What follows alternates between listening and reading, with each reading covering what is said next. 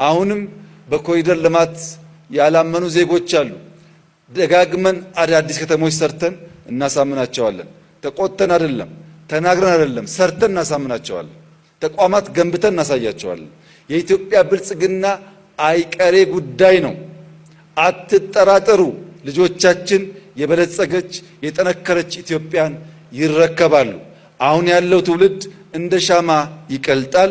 ልጆቻችን ግን በዚያ ሻማ ብርሃን ለአፍሪካ ኩራት፣ ለአፍሪካ ምሳሌ፣ ለአፍሪካ የክፉ ቀን ደራሽ የሆነች ኢትዮጵያን ይረከባሉ።